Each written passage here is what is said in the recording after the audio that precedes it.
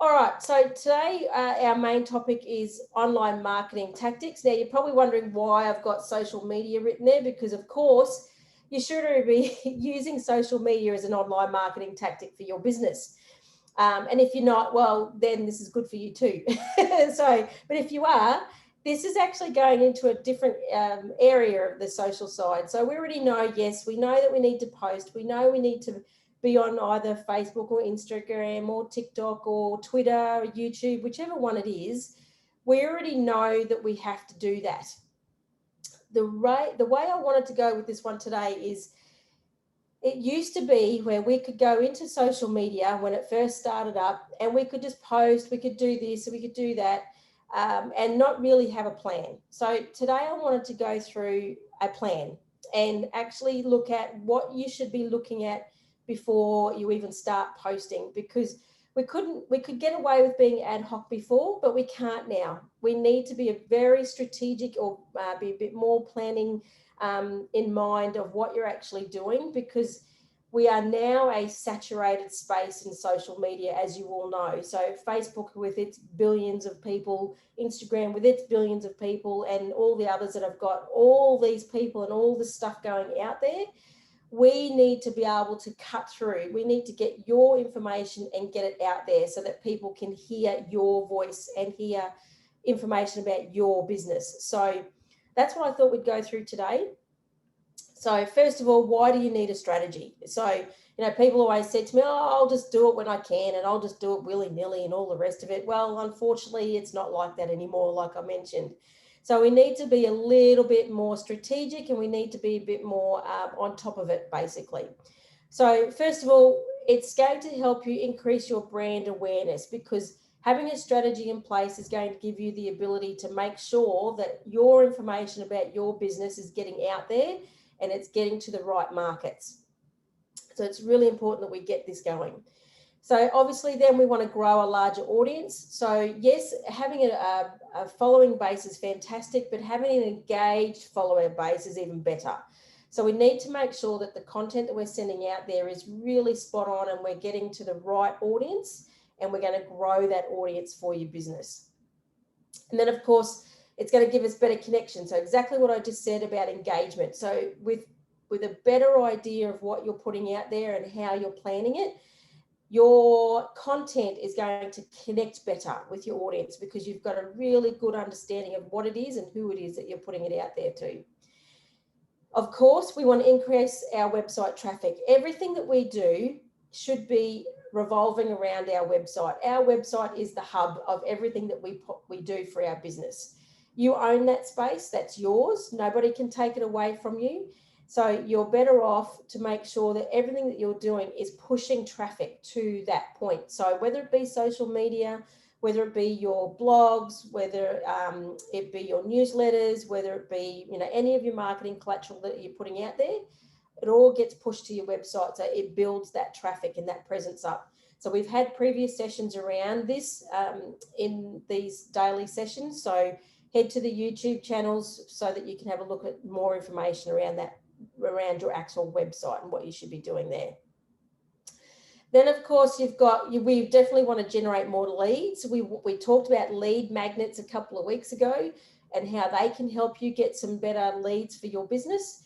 So this also, social media will do that for you. They are definitely a lead magnet, and as long as we put that in to our strategy, then we're on our way to developing something fantastic for that.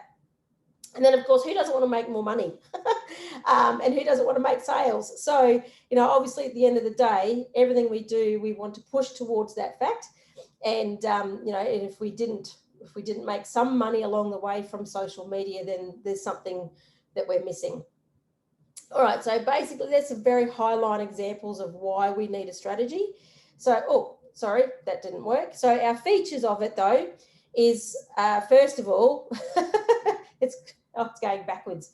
So first of all, we want to do our goals and objectives. So we want to know what it is that we want to achieve. Is it just getting better engagement? Is it driving those sales? Is it getting more audience to follow you? What is it that your goals and objectives actually are?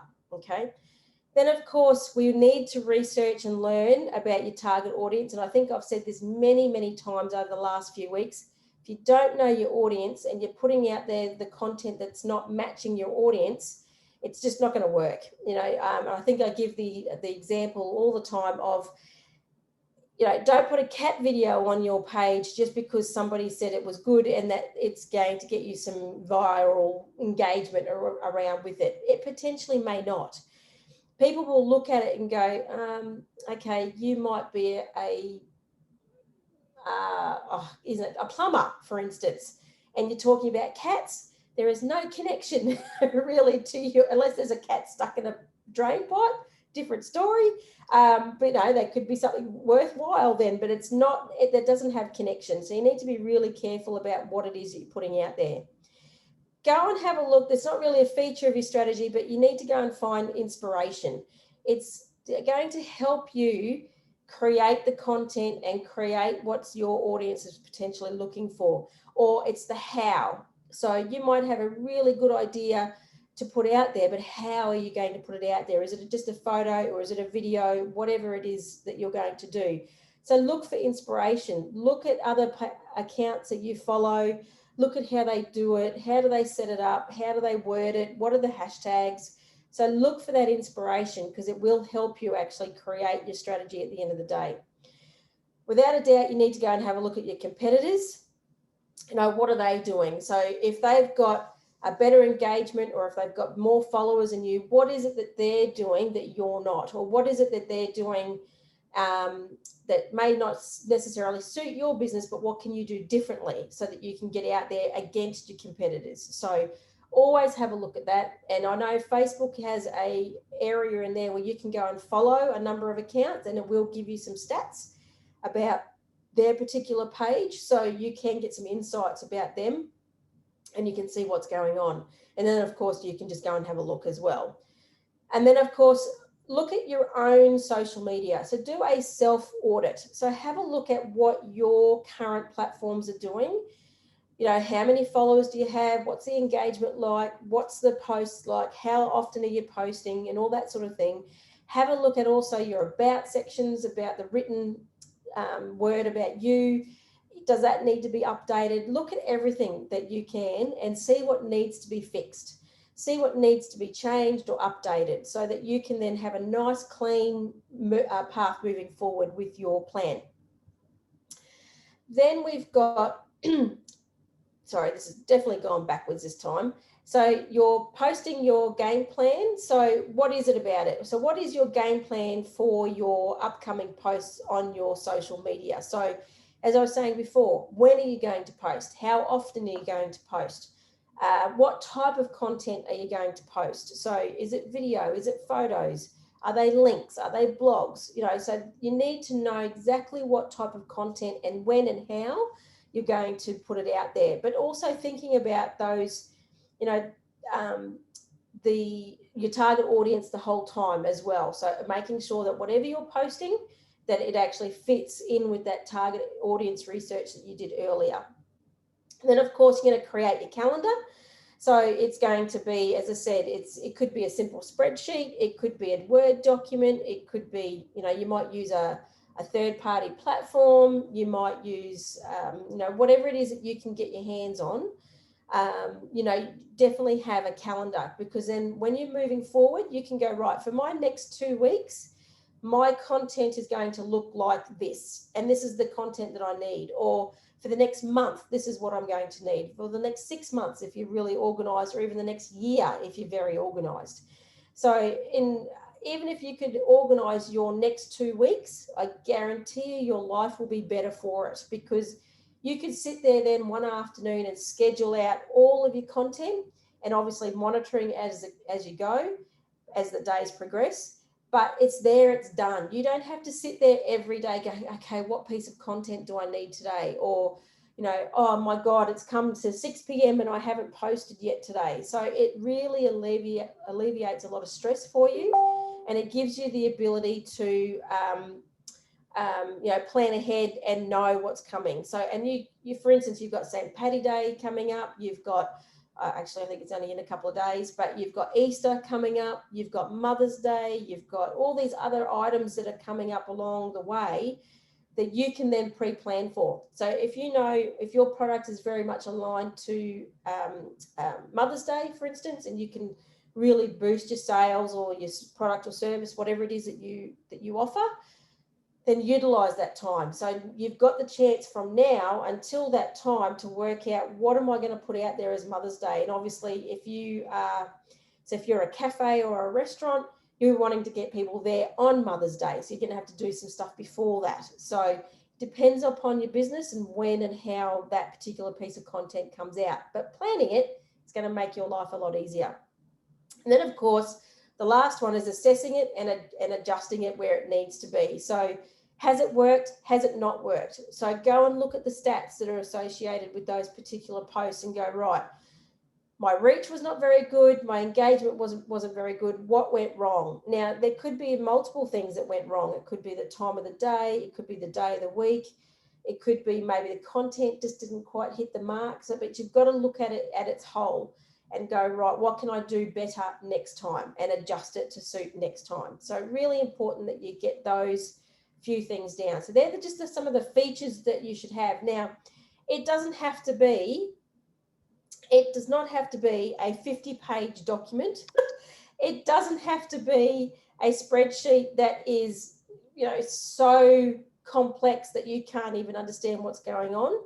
It can just be a simple, just calendar for the month, and you've got maybe a theme or something like that you'd like to go by. And we talked about content sharing and the types of posts in another session a little while ago, which I won't go over today. But at least then you know what's coming, and you can just have a simple sheet and it says, right, today I need a piece of content about that, today that, and that. And it's done. It's so much easier for yourself to be able to have that plan in place. Trust me, I do it. And if I didn't have something like that, I'd be tearing my hair out every day rather than getting on top of it. So really important to have these things. And I just wanted to show you that the Tourism Tribe does have a social superhero calendar that you can access. There's a link for you there too. And I do believe there's a small fee for it as well. But it is there, and it will help you plan out your content. It's very good. It has a few worksheets. This is an Excel spreadsheet, by the way. It has a few worksheets at the beginning that help you set the scene. It helps you sort of get your content organized, and there's some questions there about what your business is and so forth. And then it populates for you. So, and what it also does is it gives you some ideas of what you could potentially post. So not everything in this calendar will suit everybody. So you can see here on the 9th there of July, it says, what was your first pet? So that may not suit your particular business, but it gives you some ideas around other things. So you might have to put something else in there, but it gives you some other ideas. So you've got there, share a goal of the day and whether you achieved it or not, which is fine. So your business, it could be maybe you had to go and dig a new hole because you're a landscape. I'm not sure, but anyway, so show these things to your potential audience and your audience, because people will want to know about you and what's going on. So that's just an example of one calendar. There's lots of them out there. So you can just simply go and Google search one, and they will give you a ton of different ideas and different content calendars that you could potentially use. So this is just a social one. If you want to take it one step further and do it as for all of your online content, you can. There's nothing to stop you from that too. So it could have your blogs, your newsletters that you might send out to your consumers. It might have other bits of marketing collateral that you do. There's nothing to stop you from that. You can have a short version with your social or a big version with everything. So that is totally up to you.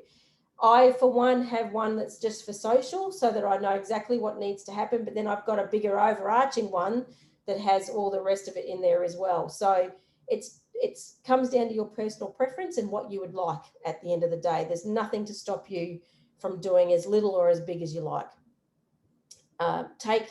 Do what you can manage, basically, is what I'm suggesting. All right, so what I'd like you to do from here is I'd like you to go and create a plan for the next 2 weeks. So go and have a look at what potentially is happening for the next 2 weeks in your space for social.